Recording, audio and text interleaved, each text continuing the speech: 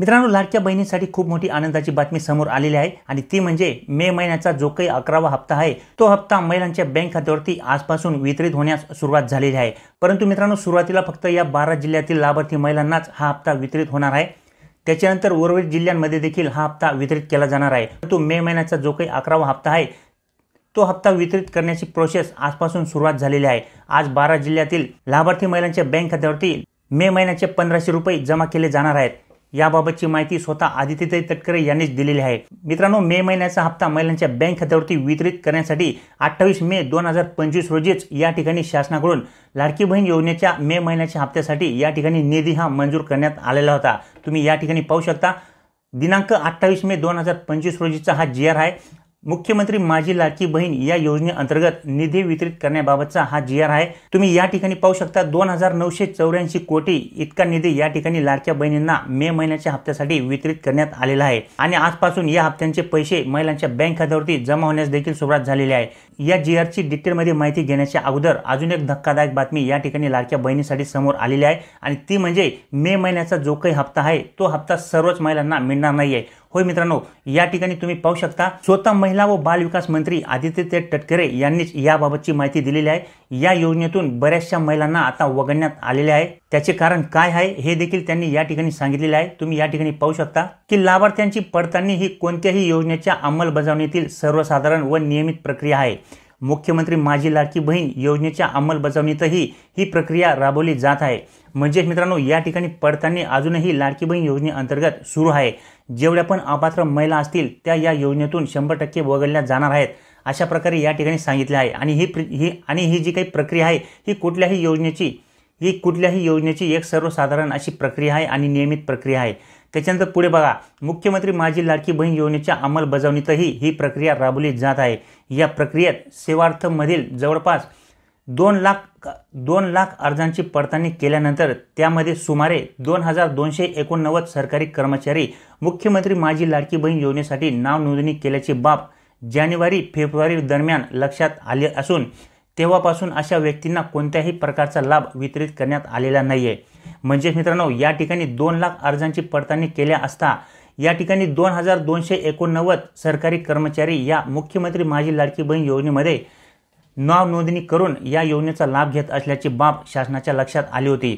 त्यामुळे या ठिकाणी जानेवारी ते फेब्रुवारी दरम्यान ही बाब लक्षात आल्यानंतर अशा ज्या काही व्यक्ती असतील त्यांचा लाभ या ठिकाणी शासनाकडून बंद करण्यात आलेला आहे आणि अजूनही या ठिकाणी त्यांची पडताळणी ही सुरूच आहे। जोपर्यंत सर्व अर्जांची पडताळणी या ठिकाणी काटेकोरपणे होत नाही तोपर्यंत या ठिकाणी लाडकी बहीण योजनेअंतर्गत लाभार्थी महिलांची पडताळणी ही सुरूच राहणार आहे। कारण की या ठिकाणी फक्त पात्र लाभार्थ्यांनाच या योजनेचा लाभ मिळावा यासाठी शासनाकडून प्रयत्न हे सुरू आहेत। त्याच्यानंतर पुढे बघा मित्रांनो, मुख्यमंत्री माझी लाडकी बहीण योजनेचा लाभ योग्य लाभार्थ्यांनाच देण्यासाठी आम्ही प्रयत्नशील असून यासाठी अर्जांची पडताळणी ही नियमितपणे चालणारी प्रक्रिया असणार आहे। म्हणजेच या ठिकाणी आता जेवढ्या पण अपात्र महिला असतील ज्यांनी आपले नाव नोंदणी करून अजून या योजनेमध्ये लाभ घेत असतील तर आता अशा महिलांची पडताळणी करून या महिलांना आता बाहेर केले जाणार आहे आणि त्यांचा लाभ त्या ठिकाणी बंद केला जाणार आहे। त्यामुळे अशा जेवढ्या पण महिला असतील तर या महिलांना आता 11वा हप्ता म्हणजेच मे महिन्याचा जो काही हप्ता आता शासनाकडून वितरित केला जात आहे तो हप्ता त्या महिलांना मिळणार नाही। जेवढ्या पण पात्र महिला असतील ज्या खरोखर या योजनेसाठी पात्र असतील त्याच महिलांना या योजनेचा हप्ता हा वितरित होणार आहे। मित्रांनो, जसे की आपल्याला सगळ्यांनाच माहित आहे की लाडकी बहीण योजनेअंतर्गत आतापर्यंत लाभार्थी महिलांच्या बँक खात्यावरती 10 हप्त्यांचे पैसे जमा करण्यात आलेले आहेत आणि आता मे महिन्याचा जो काही 11वा हप्ता आहे तो देखील वितरित होण्यास आजपासून सुरुवात झालेली आहे। मे महिन्याच्या हप्त्याची वाट महिला आतुरतेने पाहत होत्या। पूर्ण मे महिना संपला तरी देखील लाडक्या बहिणीच्या बँक खात्यावरती मे महिन्याचे पैसे हे जमा झाले नव्हते। परंतु मित्रांनो, जर तुम्ही एक गोष्ट लक्षात घेतली तर एप्रिल महिन्याचा जो काही हप्ता होता म्हणजेच 10वा हप्ता तो देखील एप्रिल महिन्यामध्ये देण्यात आला नव्हता।